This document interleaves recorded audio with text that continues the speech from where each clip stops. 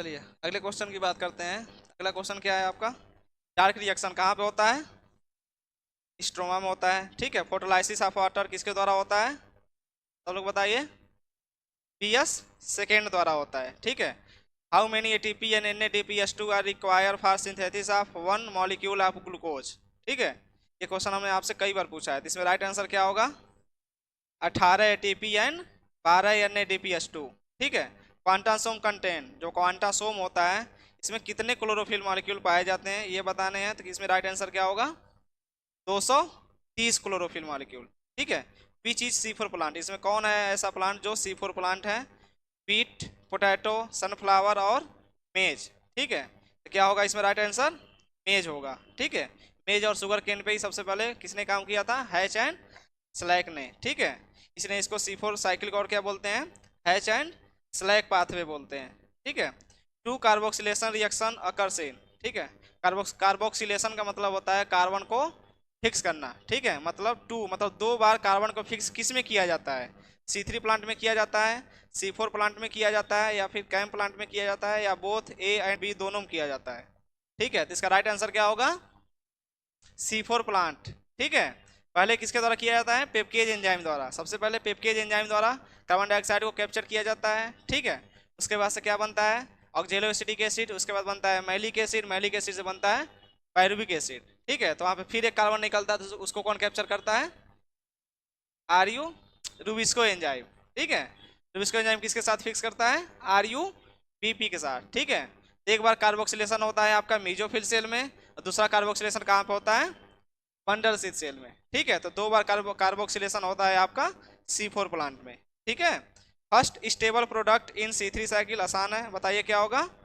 PGA। ठीक है। Which is photosynthetically more efficient plant. ठीक है।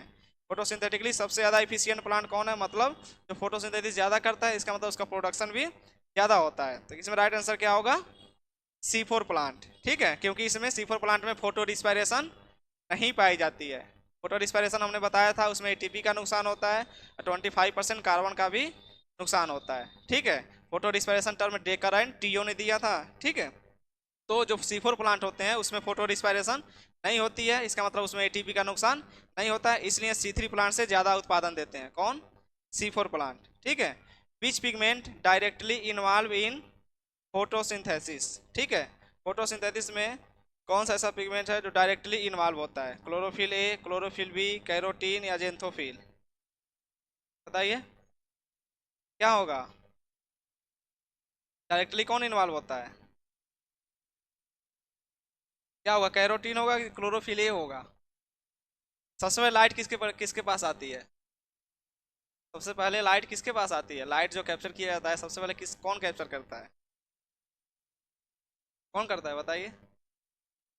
लाइट रिएक्शन होती है, उसमें सबसे पहले लाइट को कैप्चर कौन करता है? क्लोरोफिल A करता है। बताइए कौन करता है?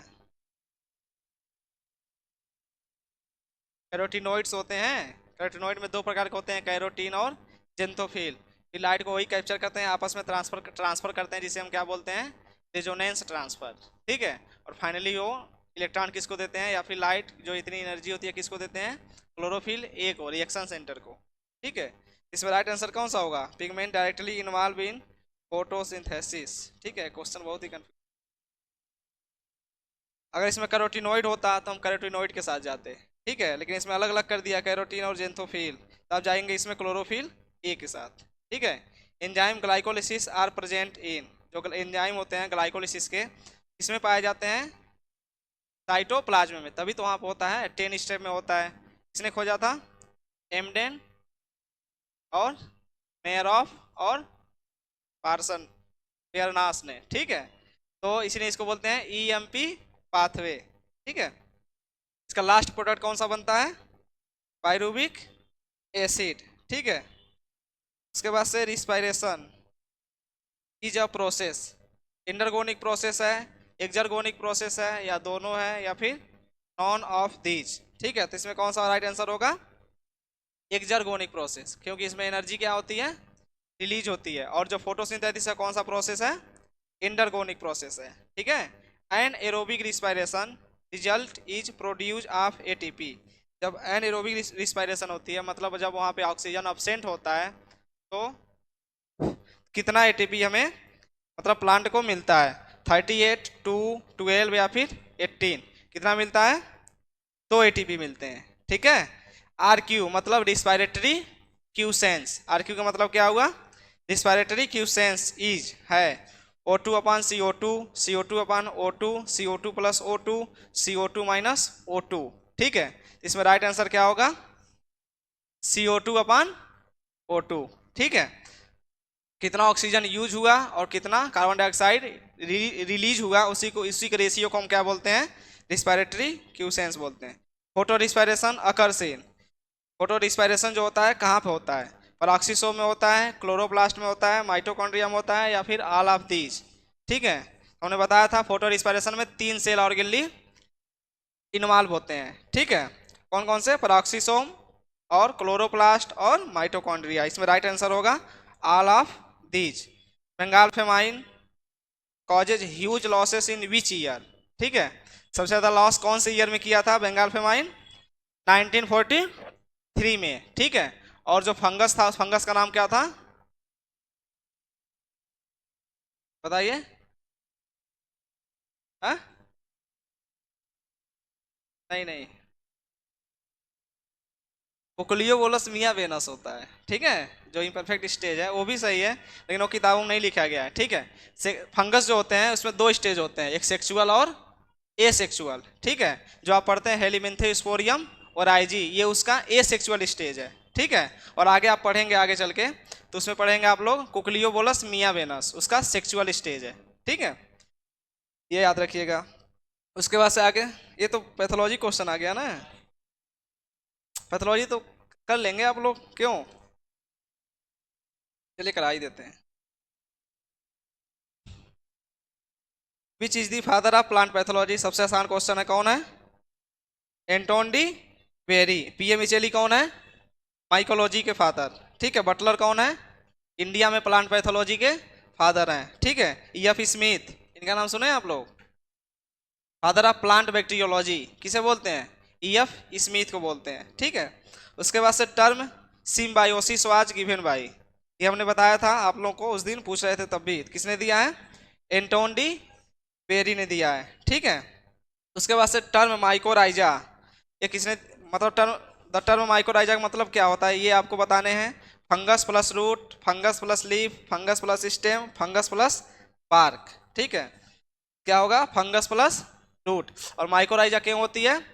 अधिक मात्रा में फास्फोरस प्रोवाइड करने के लिए। ठीक है, और जो माइकोराइजा टर्म है किसने दिया था? फ्रैंक ने दिया था, FRANK। ठीक है, फ्रैंक ने सबसे पहले टर्म दिया था माइकोराइजा। ठीक है, any living organism which able to causes disease in host are called. ठीक है, अगर कोई लिविंग ऑर्गेनिज्म है किसी होस्ट में डिजीज कॉज करती है तो उसे हम क्या बोलते हैं? पैथोजन, होस्ट, ससेप्टिबल या डिजीज, क्या बोलते हैं?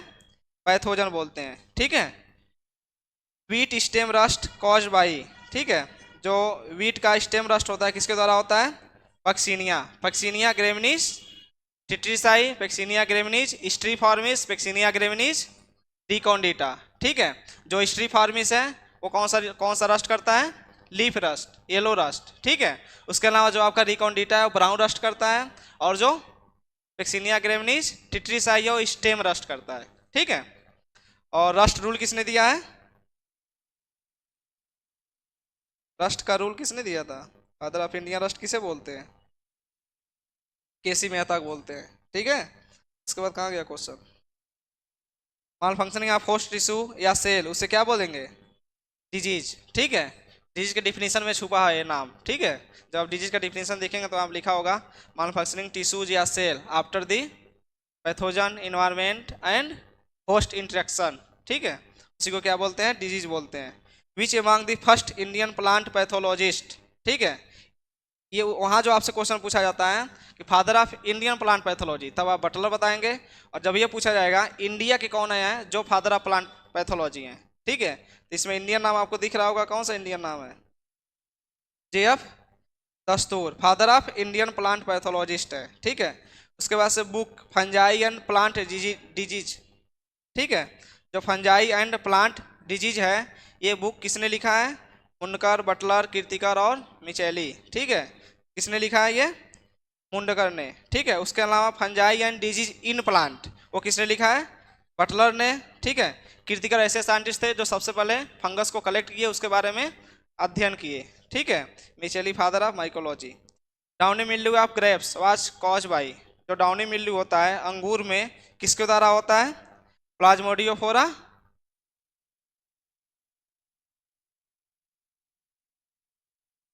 ठीक है। इसमें राइट आंसर क्या होगा? प्लाज्मोपारा, ठीक है। इसमें राइट राइट जो आंसर होगा डी होगा, ठीक है। फाइटोपथोरस क्या होता है? लेट ब्लाइट ऑफ पोटैटो, ठीक है। प्लाज्मोडियोफोरा ब्रेसिस होता है क्लब रूट ऑफ क्रूसीफेरस। सिनकार्टियम इंडोबाइटिकम्स होता है वाइट ऑफ पोटैटो, ठीक है। Which among the following country pass first quarantine law, ठीक है। फ्रांस ने किया था, कब किया था? 1660 में, ठीक है। Which among the following scientist founder of mycology, अभी हमने बताया कौन है? मिचेली है। Which among the following scientist give the heteroecious nature of rust, किसने दिया है? एंटोन डी वेरी ने। आसान आसान क्वेश्चन है आप लोग के सामने। माइक्रोगैमेटोजेनेसिस प्रोड्यूस, ये आप लोग पढ़ रहे हैं, बताइए इसका राइट आंसर क्या होगा? मेल होगा, ठीक है। और एक होता है माइक्रोगैमेटोजेनेसिस, वो क्या होगा? फीमेल होता। The pollen tube mainly enter into the ovule through, किसके द्वारा इंटर करता है? माइक्रोपाइल से। किसके द्वारा होता है? माइक्रोपाइल द्वारा होता है। Self pollination is associated with, जो सेल्फ पॉलिनेशन है उसमें कौन कौन सा ऑप्शन सही बता रहा है? होमोगेमी, डाइकोगेमी, हरकोगेमी या फिर ऑल ऑफ दीज। इसमें राइट आंसर क्या होगा? होमोगेमी। राइट आंसर क्या होगा? होमोगेमी। सेल्फ पॉलिनेशन तभी होगा जब मेल और फीमेल एक साथ मैच्योर होंगे, तभी तो होगा। डाइकोगेमी का मतलब होता है मेल और फीमेल अलग अलग टाइम पे मैच्योर होना, ठीक है। तो ये आपका क्रॉस पॉलिनेशन को प्रमोट करता है। और जो होमोगेमी है किसको प्रमोट करता है? सेल्फ पॉलिनेशन को, ठीक है। इसी को डाइकोगेमी को प्रोटेंडरी प्रोटेगाइनी आप लोग पढ़ते हैं आगे चल के। विच among the following fungi produce target board like appearance, कौन करता है? अल्टरनेरिया, ठीक है। जो अल्टरनेरिया है प्रोड्यूस करता है टारगेट बोर्ड लाइक अपीयरेंस, ठीक है। जीन फॉर जीन हाइपोथेसिस, कौन सा? हम्म, ये इसका राइट आंसर अल्टरनेरिया होगा, जो अर्ली लीफ ब्लाइट होता है, ठीक है। और जो फाइटोपथोरा लेट लीफ ब्लाइट करता है, ठीक है। जब आप लीफ को आप लोग देखेंगे, ये मान लीजिए आपका कौन सा लीफ,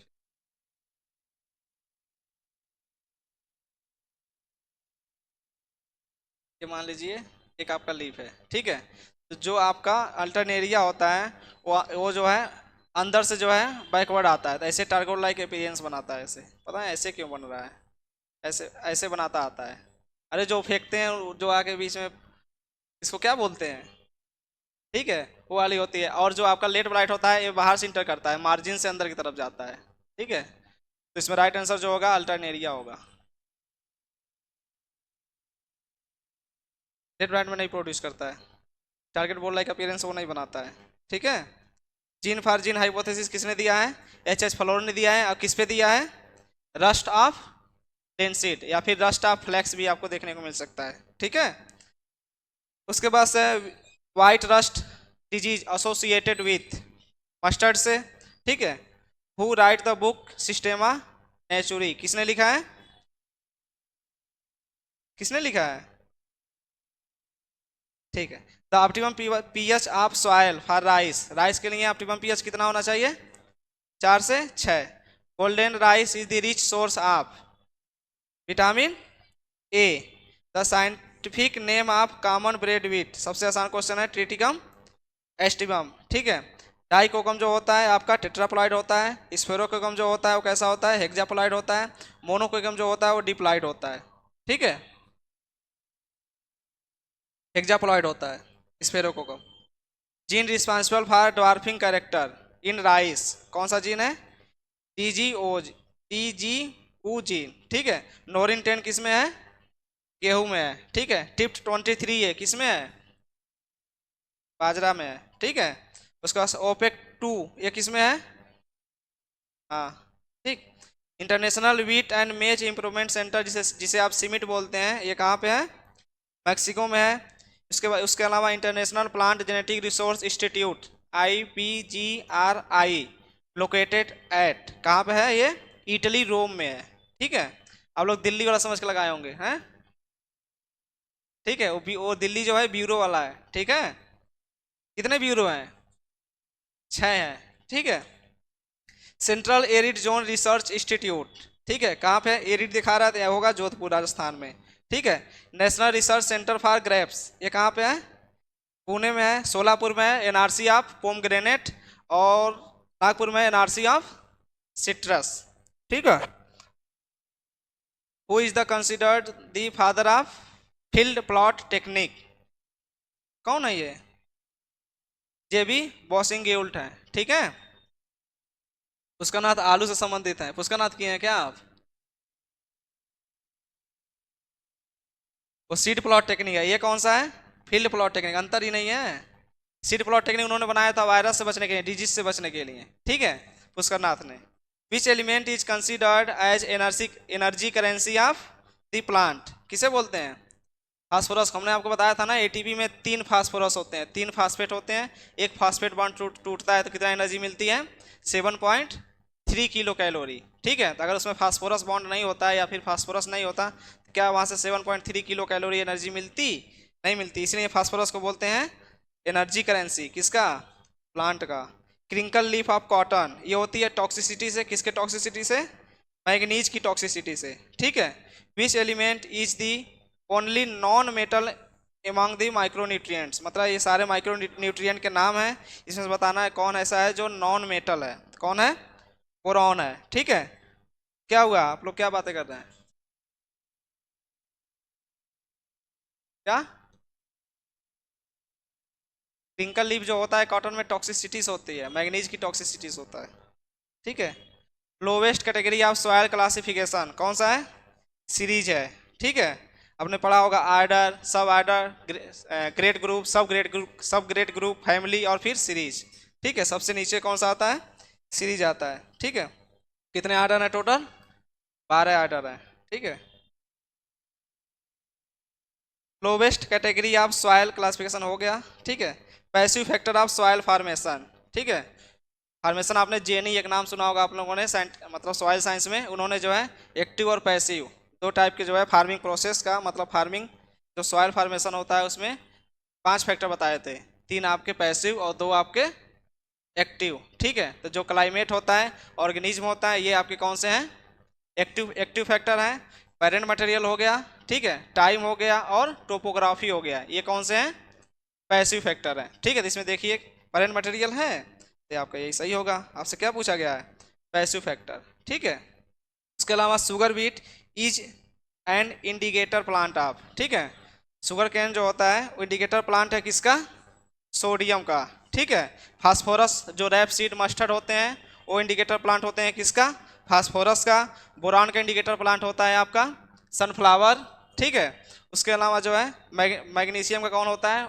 ओट हो गए, और जो कुछ होते हैं फसल ऐसे, खास खास करके ओट। ठीक है, which soil order have highest in India? ठीक है, कौन सा ऐसा सॉयल आर्डर है जो इंडिया में सबसे अधिक पाया जाता है? तो कौन सा है? इंसेप्टिसोल। इंडिया में भी सबसे पहला अक्षर आई है, इंसेप्टिसोल में सबसे पहला अक्षर कौन सा है? आई है, तो इससे आप लोग कंफ्यूज मत होइएगा। ठीक है, एक इंसेप्टिसोल और एंटीसोल में बहुत कंफ्यूजन होता है। ठीक है, इसमें राइट आंसर कौन सा होगा? इंसेप्टिसोल। अगर वर्ल्ड में पूछा जाएगा संसार में बताइए सबसे ज़्यादा कौन सा आर्डर पाया जाता है, तब आप कौन सा लगाएंगे? एंटीसोल, ऑप्शन ए लगाएंगे तब। ठीक है, हाइटिंग नेट इज प्रोड्यूस बाई, जो हाइटिंग नेट होता है किसके द्वारा प्रोड्यूस होता है? राइजोबियम एक्टोमाइकोराइजा एंडोमाइकोराइजा, किसके द्वारा होता है ये? एक्टोमाइकोराइजा। किसके द्वारा होता है? एक्टोमाइकोराइजा। जैसे मान लीजिए ये आपके प्लांट के सेल हैं। ठीक है, ये आपके प्लांट के सेल हैं, बता दे रहे हैं। इसे आप लोग समझे होंगे, पढ़े हैं कि नहीं? पढ़ नहीं है ना इसको? ठीक है, ये आपके मान लीजिए फंगस यहाँ पे आया।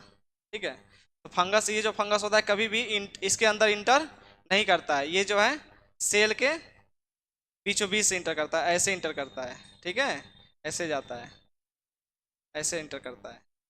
ठीक है, इसको अगर अंदर बाहर ऐसे देखेंगे तो ऐसे ही दिखेगा। ये हाइटिंग नेट बना रहा है कि नहीं बना रहा है?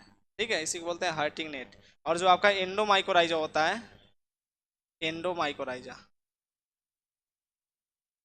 ये हर्टिंग नेट नहीं बनाता है, ठीक है।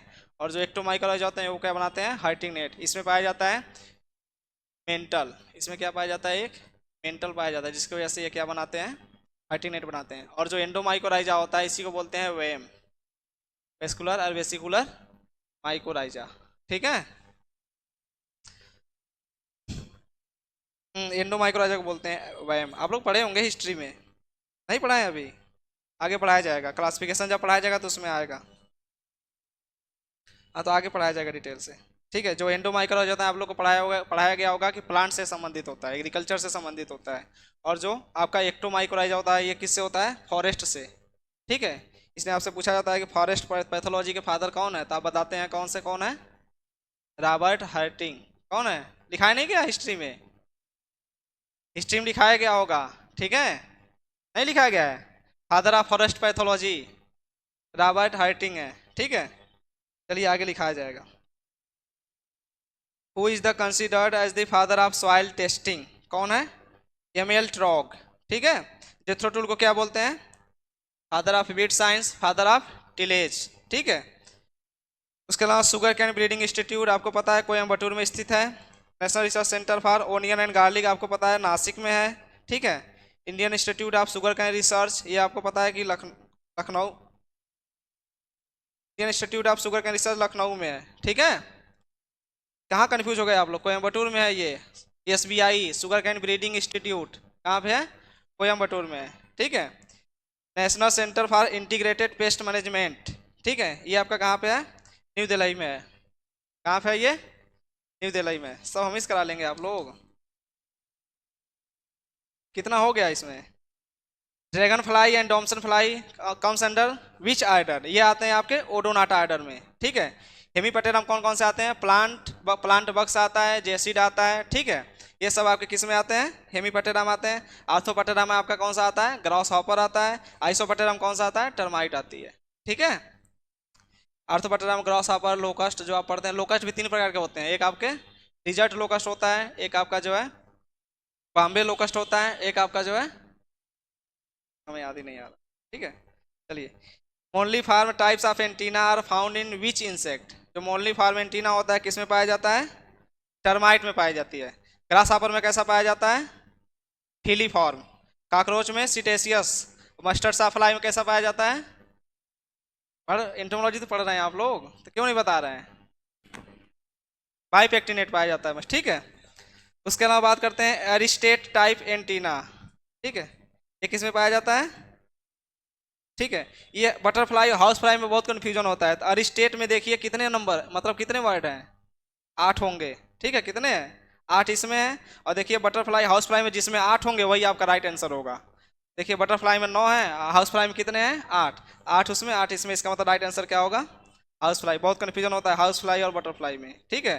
तो जहाँ पर भी अरिस्टेट देखेंगे उसको नंबर को गिन लीजिएगा, और हाउस फ्लाई को गिन लेंगे, जिसमें अगर 8 होगा तो वही राइट आंसर होगा, ठीक है। और जो मेल मास्कीटो इसमें कौन सा पाया जाता है, प्लूमोज टाइप एंटीना पाई जाती है। और जो फीमेल मास्कीटो होता है इसमें पाया जाता है पाइलोज, ठीक है, पाइलोज टाइप एंटीना पाई जाती है, ठीक है। उसके बाद और कौन सा क्वेश्चन है, directorate of plant protection quarantine and storage कहाँ पे है ये, फरीदाबाद में है। First entomologist government of India द्वारा कौन बनाए गए थे, 1901 में बनाए गए थे। कौन है, लिनोल डेनिस विले, ठीक है। और जो मैक्सवेल लाइफ्रॉय हैं, ठीक है, इन्हें जो है फर्स्ट इंपीरियल एंटोमोलॉजिस्ट बनाया गया था। कब बनाया गया था, 1903 में, ठीक है। और अगर आपसे ये पूछेगा कि फर्स्ट एंटोमोलॉजिस्ट कौन थे तो आप बताएंगे एंटोन, कहाँ गए, का नाम ही भूल जाता है, लिनोल डेनिस विले, ठीक है। अगर आपसे ये पूछा जाएगा सेकेंड एंटोमोलॉजिस्ट बताइए और फर्स्ट इंपीरियल बताइए, तब आप क्या बताएंगे, मैक्सवेल लाइफ्रॉय। इन्होंने 2 बुक लिखी थी, एक 1906 में, एक 1909 में। 1906 में इन्होंने क्या लिखा था, इंडियन इंसेक्ट पेस्ट, और 9 में क्या लिखा था, इंडियन इंसेक्ट लाइफ, ठीक है। यन्ने कॉब को क्या बोलते हैं, क्या बोलते हैं, यन्ने कॉब को फादर ऑफ नेमेटोलॉजी, ठीक है। लार्वा ऑफ लेबिडोपटेरा, जो लेबिडोपटेरा होते हैं, पहले चीज तो ये बताइए लेबिडोपटेरा में कौन कौन से इंसेक्ट आते हैं, हाँ, मोथ्स आते हैं, बटरफ्लाई आते हैं, ठीक है। तो इनके आर्डर को क्या बोला जाता है? ग्रब्स बोला जाता है, कैटरपिलर, मैगट्स, या फिर नॉन ऑफ दीज, ठीक है। तो इनके जो लार्वा होते हैं इनको बोलते हैं कैटरपिलर, और जो मैगट्स होते हैं उनके जो मैगट्स होते हैं वो डिप्टेरा के, जो डिप्टेरा आर्डर के इंसेक्ट होते हैं उनके लार्वा को क्या बोलते हैं? मैगट्स बोलते हैं। और जो आपके कोलियोपटेरा के इंसेक्ट होते हैं जिसमें बीटल और वेबिल्स आते हैं, उनके लार्वा को क्या बोलते हैं? ग्रब्स बोलते हैं, ठीक है। समझ में आ रहा है? पढ़े होंगे आप लोग, पढ़ चुके हैं ना इसको? आप लोग पढ़े हैं? आप लोग पढ़े हैं पीछे? पढ़ेंगे, ठीक है, सब चीज़ पढ़ लेंगे। Respiring and sucking type mouth part किस में पाया जाता है? बक्स में, हॉनी फ्लाई में, हनी बी में, थ्रिप्स में और वेस्प में। किस में पाया जाता है ये? किस में? थ्रिप्स में पाया जाता है, ठीक है। और हनी बी में और वेस्प में कैसा पाया जाता है? हाँ, और वेस्प में? चलिए, ये तो आप लोग पढ़े होंगे। इसके अलावा 3 टाइप के माउथ पार्ट आपने पढ़ा होगा, हाइपोगनेथस, प्रोगेनेथस और ओपिस्थोगेनेथस, ठीक है। तो हाइपोगनेथस टाइप माउथ पार्ट किस में पाया जाता है? बताइए। आर्थोपटेरा आर्डर में पाया जाता है, ठीक है, हाइपोगनेथस वाला, ठीक, जिसमें आपका ग्रॉसहॉपर और लोकस्ट आते हैं, ठीक है। उसका नाम आपने पढ़ा होगा प्रोगनेथस। ये इसमें कौन कौन से, मतलब किस टाइप का माउथ पार्ट पाया जाता है, किस इंसेक्ट में पाया जाता है? पढ़ चुके हैं फिर भी आप लोग नहीं बता पाते हैं। हाँ, कोलियोपटेरा में जो आते हैं उन उसमें कौन सा पाया जाता है? प्रोगनेथस टाइप माउथ पार्ट पाया जाता है, ठीक है। और जो ओपिस्थोगेनेथस होते हैं उसमें कौन सा पाया जाता है? हाँ, इसमें जो हेमीपटेरा आर्डर के इंसेक्ट होते हैं इसमें वो पाया जाता है, कौन सा? ओपिस्थोगेनेथस।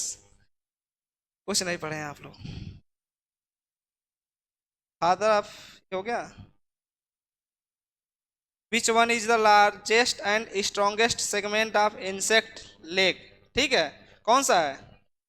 फीमर होता है, ठीक है। तो आपने 6 आपने नाम पढ़ा होगा लेग में, ठीक से। Coxa, trochanter, femur, tibia, tarsus, pre tarsus, ठीक है। जो सबसे मजबूत होता है कौन सा होता है? फीमर होता है, ठीक है। और सबसे कमजोर कौन सा होता है? ट्रोकेंटर होता है, ठीक है। Who is the father of entomology? कौन है? विलियम किर्बी है, ठीक है। मैक्सवेल लेफ्रॉय के बारे में हमने बता दिया, सेकेंड एंटोमोलॉजिस्ट और फर्स्ट इंपीरियल एंटोमोलॉजिस्ट, ठीक है। पेंटर को क्या बोलते हैं? पेंटर ने क्या क्या किया था? होस्ट प्लांट रेजिस्टेंट, ठीक है। किसने बताया था? पेंटर ने। फादर ऑफ इंडियन एंटोमोलॉजिस्ट कौन सा है? ठीक है, एस एस प्रधान है, डॉक्टर एस एस प्रधान है। कौन? Indian entomologist. एस अटवाल ने क्या किया था? हनी बी से संबंधित है, क्या किया था इन्होंने? हाँ, ठीक है।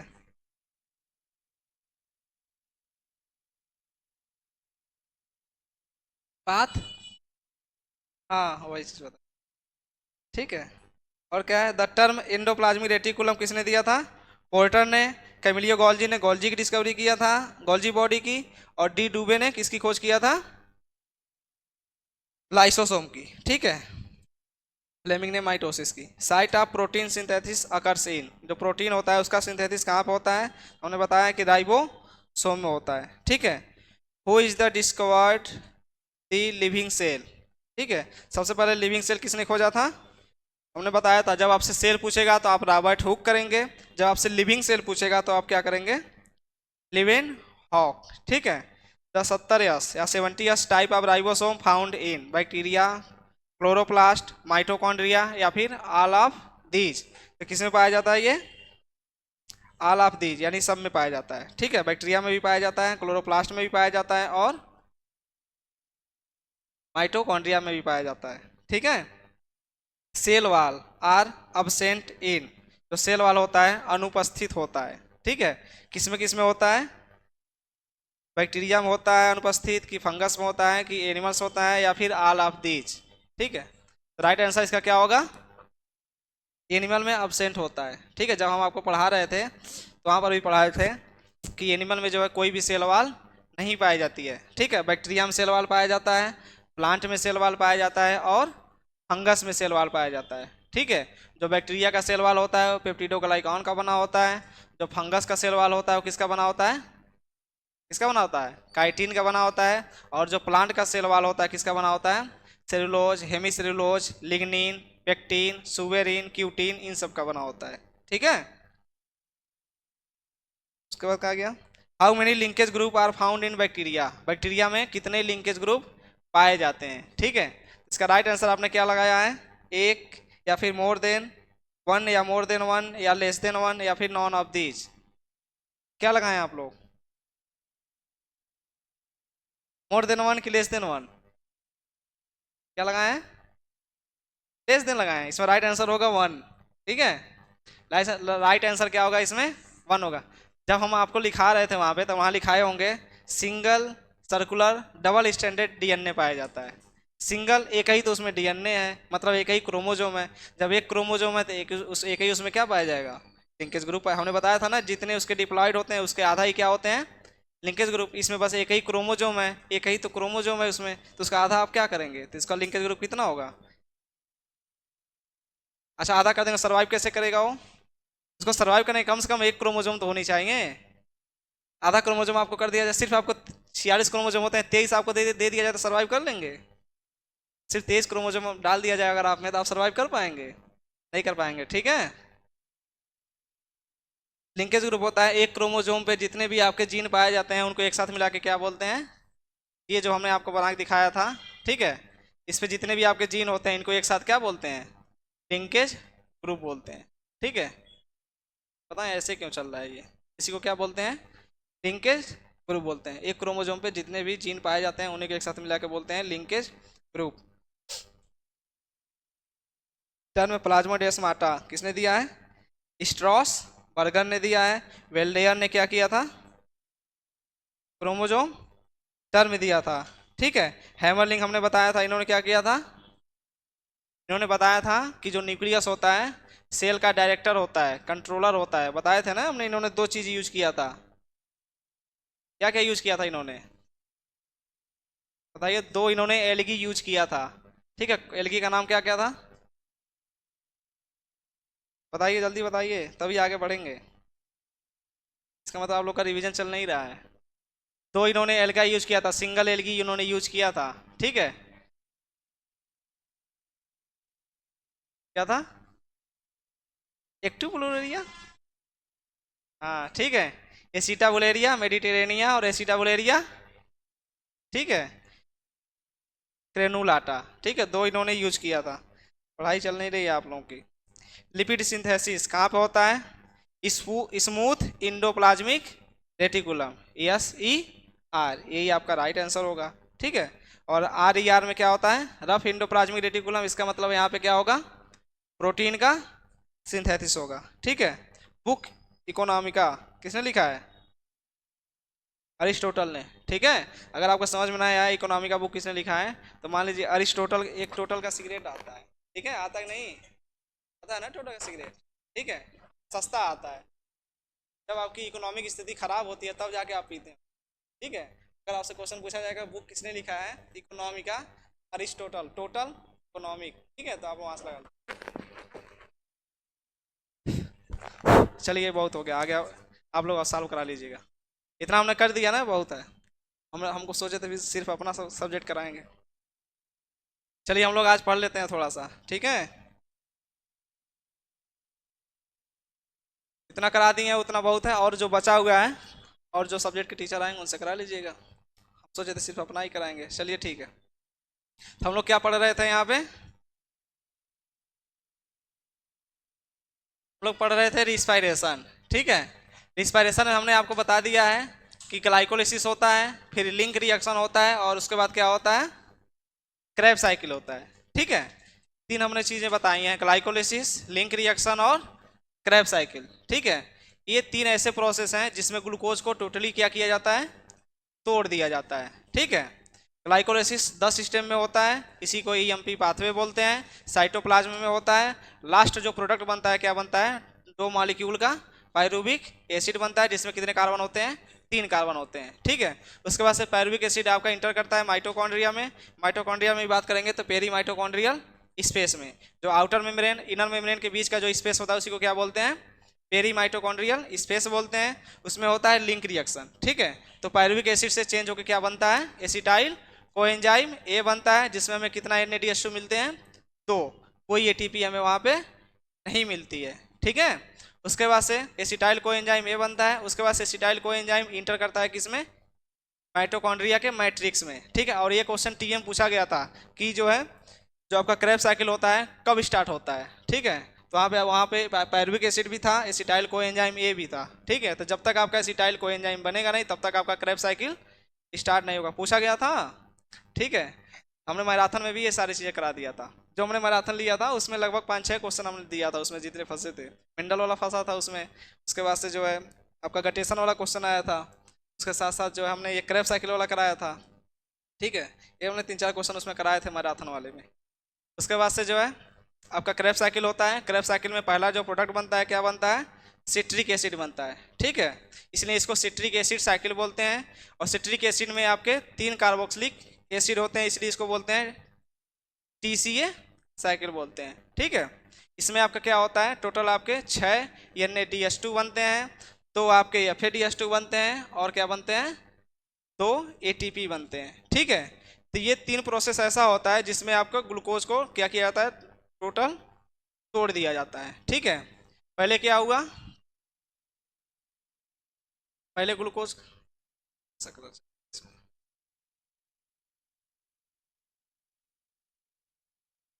ठीक है, पहले क्या किया, ग्लूकोज को तोड़ा गया, फिर से एक बार बता दे रहे हैं, ठीक है। ग्लूकोज को तोड़ा गया तो किस में चेंज हुआ, पायरुविक एसिड में, ठीक है। जब पायरुविक एसिड में चेंज हुआ तो इसी को हम क्या बोलते हैं, ग्लाइकोलाइसिस बोलते हैं, ठीक है।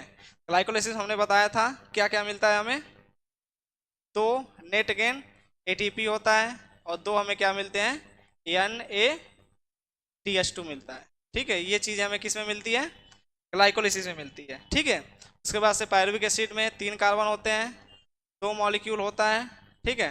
उसके बाद से ये इंटर करता है किसमें, किसमें इंटर करता है, पेरी माइटोकॉन्ड्रियल स्पेस में, और किसमें चेंज हो जाता है, ये एसिटाइल कोएंजाइम ए में, और ये कहाँ पर होता है, पेरी माइटोकॉन्ड्रियल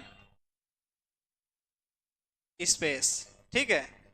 यहाँ पे बात करें तो हमें कितना NADH2 मिलता है, यहाँ से हमें मिलते हैं 2 NADH2, यही तो मिलता है, ठीक है। उसके बाद से एसिटाइल कोएंजाइम ए इंटर करता है किसमें, मैट्रिक्स में, ठीक है, मैट्रिक्स में इंटर करता है।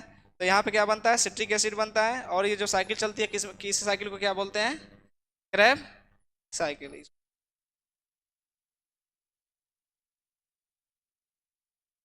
इसको क्या बोलते हैं, क्रेब साइकिल बोलते हैं, ठीक है। हमने बताया था इसमें 2 हमें क्या मिलते हैं, ATP मिलते हैं, 6 क्या मिलते हैं, NADH2 मिलते हैं, और क्या मिलता है, 2 FADH2 मिलते हैं, ठीक है। ये 3 प्रोसेस होती हैं, यहाँ तक जो है ग्लूकोज आर कंप्लीटली क्या हो जाता है, ऑक्सीडाइज हो जाता है, ग्लूकोज आर कंप्लीटली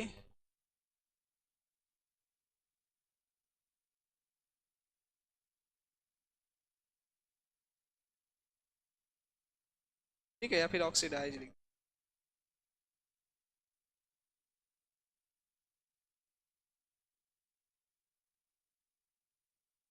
है।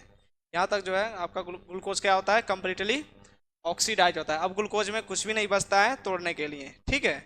अब जो हमने बताया था कि देखिए यहाँ से हमें 2 डायरेक्ट ATP मिल रहे हैं, और यहाँ पर भी हमें 2 डायरेक्ट ATP मिलते हैं। जहाँ पर हमें डायरेक्ट ATP मिलता है उसे क्या बोलते हैं, सबस्ट्रेट लेवल फास्फोराइलेशन, ठीक है। तो आपसे क्वेश्चन पूछता है कि बताइए सबस्ट्रेट लेवल फास्फोराइलेशन कहाँ कहाँ पर होता है, ठीक है। तो ये आपको बताने होते हैं, सबस्ट्रेट लेवल फास्फोराइलेशन, ठीक है। सबस्ट्रेट लेवल फास्फोराइलेशन आपसे पूछता है तो बताइए कहाँ कहाँ पर होता है। तो एक आपका ग्लाइकोलिसिस में हुआ है कि नहीं, ग्लाइकोलिसिस में हुआ है, एंड क्रेब साइकिल में हुआ है, ठीक है। ये आपसे क्वेश्चन पूछता है। उसके बाद से इसमें देखिए फिर क्या हुआ है, फिर जो है 2 NADH2 यहाँ पे, 2 NADH2 यहाँ मिले हैं, 2 Na-DH2 यहाँ पे और 2 Fa-DH2 यहाँ मिले हैं, ठीक है। तो ये अभी Na-DH2 मिले हैं, ठीक है। इनको अभी और तोड़ा जाएगा, इनसे तोड़ के क्या निकाला जाएगा, एटीपी, क्योंकि हमें एटीपी चाहिए। एनर्जी हमें जब भी मिलेगी तो एटीपी को तोड़ के ही मिलेगी, ठीक है। इसको तोड़ के एनर्जी हम नहीं ले सकते हैं, इसको और तोड़ना पड़ेगा, ठीक है। तो ये जो है Na-DH2 Fa-DH2 जो भी मिले हुए हैं, ये जाके टूटते हैं कहाँ पे, ईटीएस में, ठीक है। जिसे बोलते हैं इलेक्ट्रॉन ट्रांसपोर्ट सिस्टम या फिर इलेक्ट्रॉन ट्रांसपोर्ट चैन, ठीक है। ये जो होता है आपके माइटोकॉन्ड्रिया के इनर मेम्ब्रेन में होता है, ठीक है। तो आपसे ये बताइए, हमें डायरेक्ट नहीं मिले हैं, ये इसको तोड़ा जाएगा किसके प्रेजेंस में, ऑक्सीजन के प्रेजेंस में, ठीक है। तो ये आपसे क्वेश्चन पूछता है, बताइए ऑक्सीडेटिव या फिर ऑक्सीडेटिव लेवल फास्फोराइलेशन कहाँ पे होता है, तो कहाँ कहाँ पे होता है, एक आपका ग्लाइकोलिसिस हो गया, दूसरा आपका लिंक रिएक्शन हो गया, तीसरा आपका कौन सा हो गया, क्रैब साइकिल हो गया, ठीक है। ये आपसे क्वेश्चन पूछता है,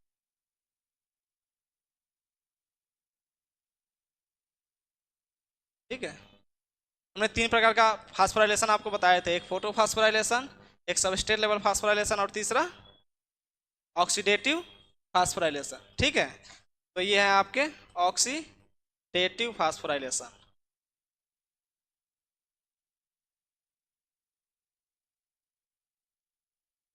ये जो हुआ है आपका कहाँ कहाँ पे हुआ है, ये तीनों में हुआ है, एक ग्लाइकोलिसिस में हुआ है और क्रैब लिंक रिएक्शन में हुआ है यहाँ पे,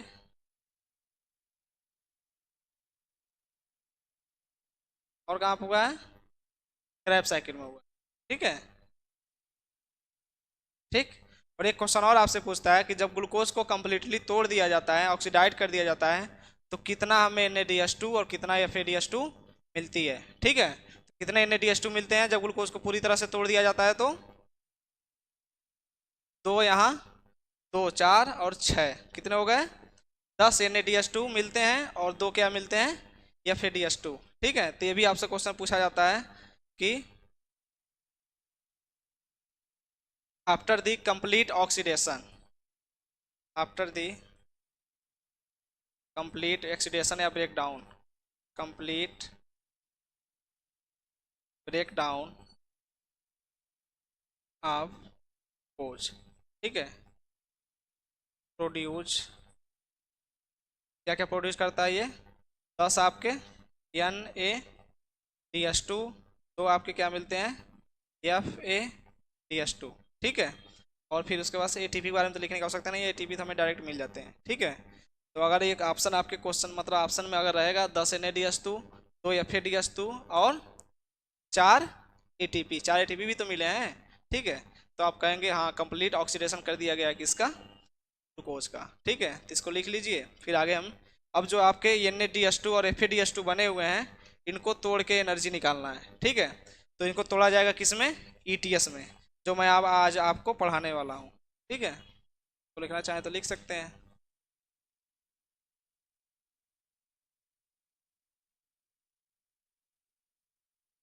क्वेश्चन सही थे ना, आसान आसान क्वेश्चन थे कि नहीं इसमें, ठीक है। कितने क्वेश्चन सही हुए थे हमारे वाले में, जितना हमने सॉल्व कराया उसमें कितने क्वेश्चन सही हैं, आज जो हमने जितने सॉल्व कराए कितने कराए हैं सॉल्व, 100 कराया सीधा, ठीक है। तो कितने क्वेश्चन आप लोग के सही हुए हैं उसमें, बताइए। क्वेश्चन तो वो सही थे, अगर 100 क्वेश्चन में अगर आपका 85 या 90 सही हो रहा है तो आप सही हैं, ठीक है। तैयारी आपकी सही चल रही है, कितना सही हुआ है, क्योंकि क्वेश्चन बहुत आसान आसान थे, ठीक है, क्वेश्चन टफ नहीं थे। बताइए, गिन ही नहीं पा रहे हैं कितना सही हुआ है कितना गलत हुआ है, सही चीज़ें बता कौन पाएगा।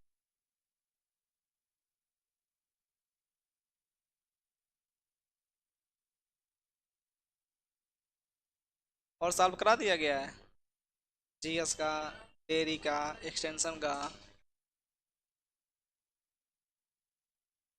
ये और चीज़ आज आए थे। अच्छा हम तो करा दिए ना उनका वाला, सोयल साइंस वाला तो करा ही दिए, सोयल साइंस करा दिए आप लोग का, एग्रोनॉमी करा दिए, टोमोलॉजी करा दिए, जेनेटिक्स प्लांट ब्रीडिंग करा दिया, पैथोलॉजी करा दिए और अपना करा दिए, ठीक है।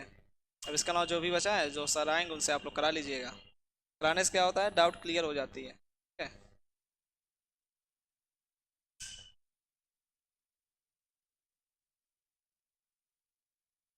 कहाँ बताइए। अच्छा, हमको लगा दो तीन डाउट है। लगता ही है कुछ और, लेकिन हो जाता है कुछ और। थोड़ा ध्यान से पढ़िए। हो गया।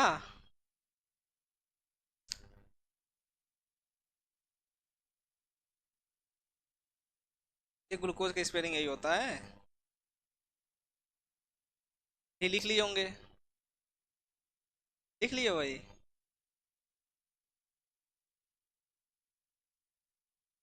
क्यों बनाए? क्या लग रहा है वो? अरे तो ग्लूकोज की स्पेलिंग तो आप लोगों को पता है, समझ जाना चाहिए ना वहाँ पे।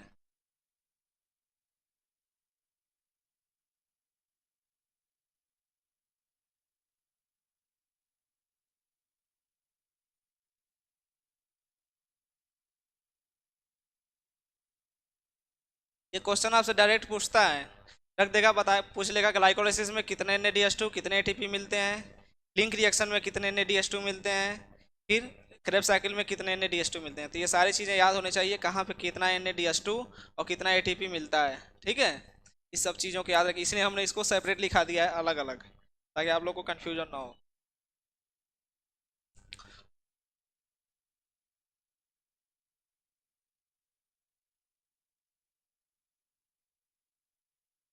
सोचे थे ईटीएस खत्म कर देंगे आज, लटका दिए हैं। ये अलग है। यहाँ तक ग्लूको, यहाँ पर हमने ये लिखा है कि टोटल आपका ग्लूकोज क्या हुआ है, टूट गया है यहाँ तक। ठीक है। उसको आप लोग नीचे लिख लीजिएगा। लिख लीजिए उसी में। बन गई खिचड़ी। बना लिए। इसलिए मैंने अलग कलर से लिखा है उसको।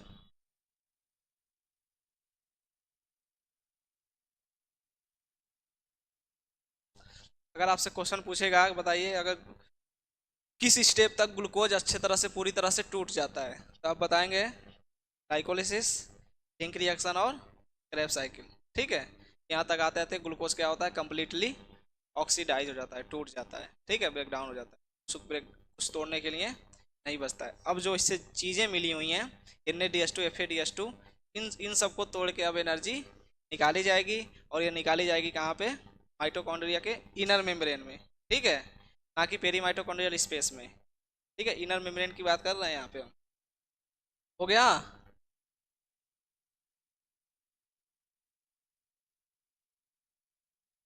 इसको लिखना चाहें तो लिख सकते हैं।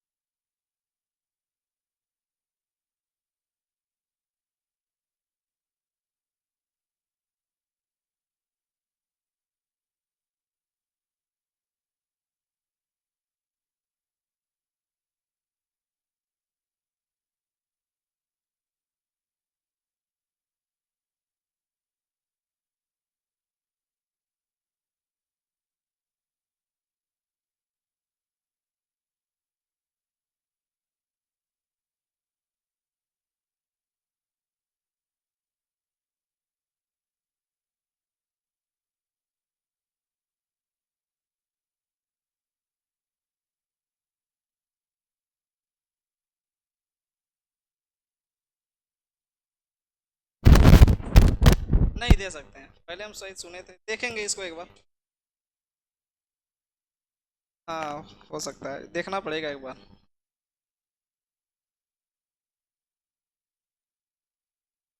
हो गया, ठीक है।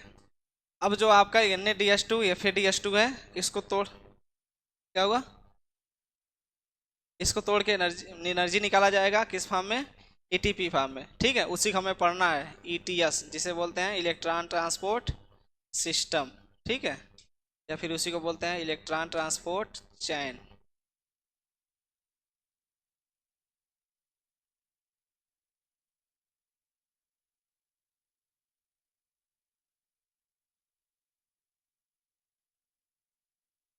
ठीक, अब हेडिंग डालिए आप लोग, ईटीएस।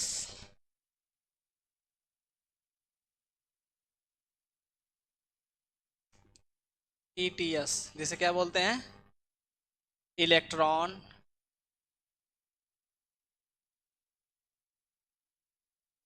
ट्रांसपोर्ट सिस्टम, ठीक है, या कहीं कहीं आपको इलेक्ट्रॉन ट्रांसपोर्ट चैन भी मिलता है देखने के लिए, ठीक है। तो साइड में क्या बोलेंगे, ईटीसी, ठीक है। चाहे आप इलेक्ट्रॉन ट्रांसपोर्ट सिस्टम बोलिए, चाहे आप इलेक्ट्रॉन ट्रांसपोर्ट चैन बोलिए, बात वही है, ठीक है। पहली चीज़ तो ये क्यों होती है, क्यों होता है इलेक्ट्रॉन ट्रांसपोर्ट सिस्टम, इसमें नाम से आपको पता चल रहा होगा। एक हमने आपको ईटीएस पढ़ाया था फोटोसिंथेसिस में, लाइट रिएक्शन में, ठीक है, वो अलग चीज़ है, और ये मतलब इलेक्ट्रॉन का ही ट्रांसपोर्ट होता है, वो आपका फोटोसिंथेसिस में होता है, और ये आपका कहाँ पे होता है, डिस्पायरेशन में होता है, ठीक है। तो यहाँ से नाम से पता चल रहा है इलेक्ट्रॉन ट्रांसपोर्ट सिस्टम, मतलब इसमें क्या हो रहा है, इलेक्ट्रॉन का ट्रांसपोर्ट हो रहा है, ठीक है। तो जो इलेक्ट्रॉन का ट्रांसपोर्ट होता है, इसमें आपके इन्वॉल्व होते हैं 5 complex, complex 1, complex 2, complex 3, complex 4 और कॉम्प्लेक्स 5, ठीक है। तो 5 कॉम्प्लेक्स इन्वॉल्व होते हैं, और ये पांचों कॉम्प्लेक्स जो होते हैं पाए जाते हैं आपके माइटोकॉन्ड्रिया के इनर मेम्ब्रेन में, ठीक है। इसीलिए जो आपका ईटीएस होता है कहाँ पे होता है, माइटोकॉन्ड्रिया के इनर मेम्ब्रेन में। जो हमने ये आपको माइटोकॉन्ड्रिया है, ये जो हमने ऐसी चीज़ें बनाई थी आपको दिखाई थी, ठीक है। ये जो इनर मेम्ब्रेन है, ये वाला मेम्ब्रेन, ठीक है, ये जो आपको दिख रहा है ये मेम्ब्रेन, ठीक है, यहीं पे आपका क्या होता है, ईटीएस होता है, ठीक है। इसी पे क्या होता है आपका, ईटीएस होती है, ठीक है। तो इसको तोड़ने के लिए इलेक्ट्रॉन को ट्रांसपोर्ट करना पड़ेगा, ठीक है। यानी टीएस2 को जब तोड़ा जाता है तो वहाँ से इलेक्ट्रॉन निकलते हैं, ठीक, और इनको ट्रांसपोर्ट करते हैं कॉम्प्लेक्स। टोटल आपके जो है, टोटल जो होते हैं, टोटल 5 कॉम्प्लेक्स इन्वॉल्व होते हैं। पार्टिसिपेट लिखिए, पार्टिसिपेट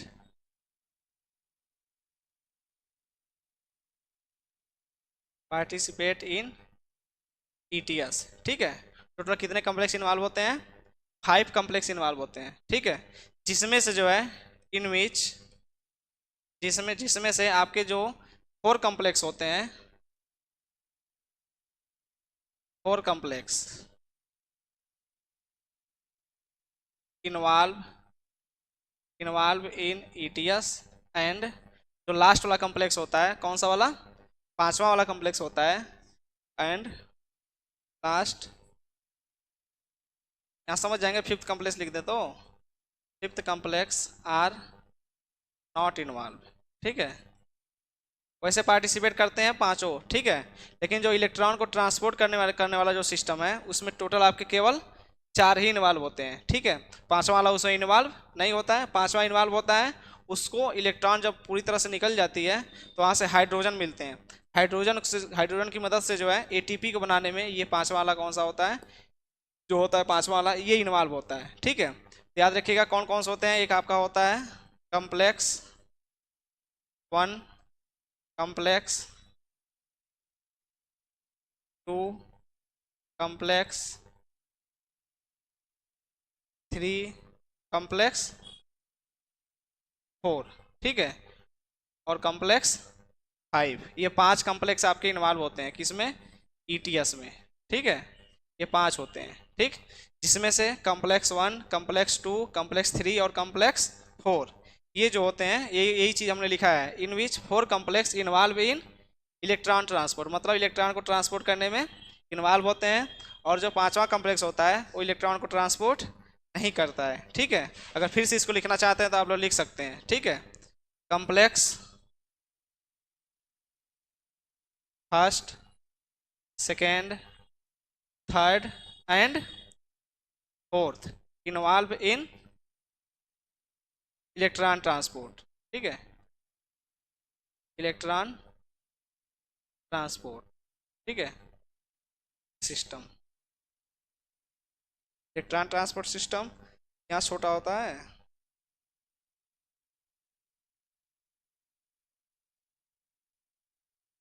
ठीक, उसके साथ साथ जो कॉम्प्लेक्स आपका पांचवा वाला है, कॉम्प्लेक्स 5, डू नॉट इन्वॉल्व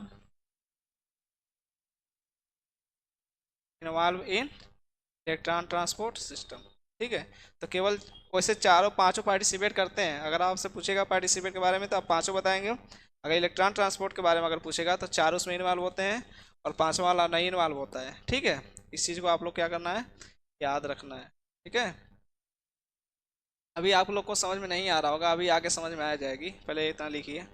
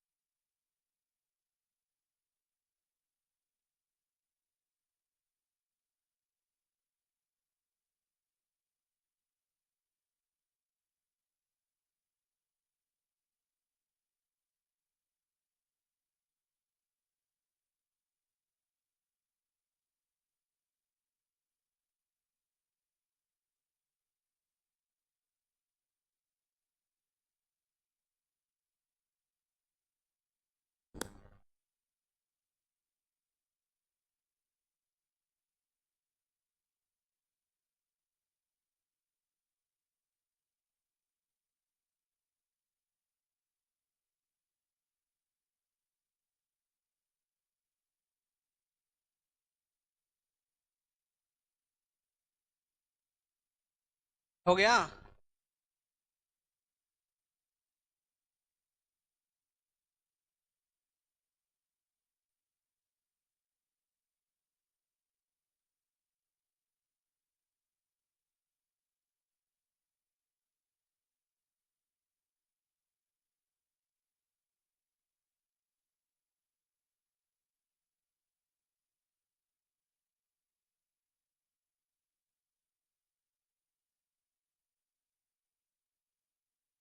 हो गया सबका?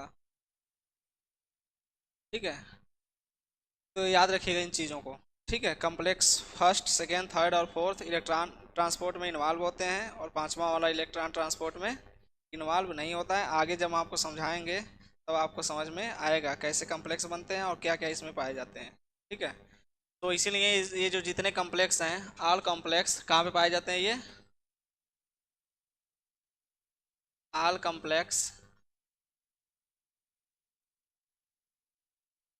फाउंड इन, कहाँ पे पाए जाते हैं ये? इनर मेम्ब्रेन ऑफ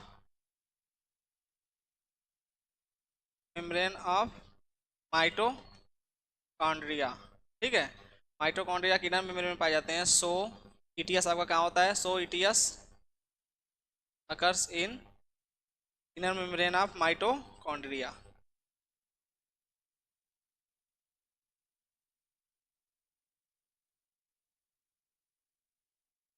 इसलिए आपका ईटीएस कहाँ पे होता है? माइटोकॉन्ड्रिया के इनर मेम्ब्रेन में होता है। ठीक है, ये जो जितने कॉम्प्लेक्स हैं सब सारे आपके कहाँ पाए जाते हैं? माइटोकॉन्ड्रिया की इनर मेम्ब्रेन में पाए जाते हैं। इसलिए जो आपसे ईटीएस जो होता है, ठीक है, अगर आपसे क्वेश्चन पूछा जाएगा बताइए ईटीएस कहाँ पे होता है, तो आप क्या बताएंगे? माइटोकॉन्ड्रिया के इनर मेम्ब्रेन में, ठीक है। और पेरी माइटोकॉन्ड्रियल स्पेस में अंतर है, इनर मेम्ब्रेन और आउटर मेम्ब्रेन के बीच का जो स्पेस है उसे क्या बोलते हैं? पेरी माइटोकॉन्ड्रियल स्पेस, ठीक है। यहाँ पे सिर्फ किसकी बात हो रही है? इनर मेम्ब्रेन की बात हो रही है, ठीक है। तो आप लोग कंफ्यूज यहाँ पे मत होइएगा, ठीक है। अगर ईटीएस पूछेगा तो आप बताएंगे इनर मेम्ब्रेन, ठीक है। लिंक रिएक्शन पूछेगा तो पेरी माइटोकॉन्ड्रियल स्पेस बताएंगे, ठीक। चलिए ठीक है, आज के लिए इतना ही, आगे मैं फिर आपको डिटेल से बताऊंगा कॉम्प्लेक्स के बारे में। कुछ पूछना है उस क्वेश्चन में जितना सॉल्व कराया गया है, या फिर अभी तक फिजियोलॉजी में जो पढ़ाया गया है, या फिर साइटोलॉजी में जो पढ़ाया गया है, ठीक है। आप अभी आए हैं ना, नए, पहली क्लास है ना मेरी? जितनी किसमें? इसमें जो है मैं फिगर आपको नहीं बनाऊंगा, क्योंकि फिगर आपको कॉम्प्लेक्स पड़ जाएगा, ठीक है। इसमें ज़्यादा नहीं बताऊंगा, बस 2 4 5 लाइन और लिखाने हैं। इसको लिखा दूंगा तो आपका रिस्पायरेशन समाप्त हो जाएगी। उसके बाद से मैं आपको पढ़ाऊंगा ट्रांसपायरेशन, फिर पढ़ाऊंगा स्टोमेटा, ठीक है। उसके बाद से पढ़ाऊंगा असेंट ऑफ शेप, फिर पढ़ाऊंगा जो है water relation to the plant, जिसमें आप ऑस्मोसिस पढ़ते हैं, ठीक है। डिफ्यूजन प्रेशर डिफिसिट जिसे डीपीडी आप बोलते हैं, ठीक है। टर्गर प्रेशर पढ़ते हैं जिसे आप टीपी बोलते हैं। वाटर पोटेंशियल पढ़ते हैं जिसे आप डब्ल्यूपी बोलते हैं, ठीक है। इन सब चीज़ों को फिर मैं आगे पढ़ा दूंगा। जब इतना सारी चीज़ें पढ़ा दूंगा तो आपकी फिजियोलॉजी टोटली क्या हो जाएगी? समाप्त हो जाएगी, ठीक है। उसके बाद बहुत सब्जेक्ट है, फिजियोलॉजी पढ़ाने के बाद आपका फिर बायोकेमिस्ट्री बचेगा, बायोकेमिस्ट्री पढ़ाने के बाद आपका सीट टेक बचेगा, ठीक है। ये सारी चीज़ें बचेगी। सीट टेक हम लास्ट में पढ़ाते हैं, ठीक। जो लास्ट तक रुकेगा वो सीट टेक पढ़ेगा,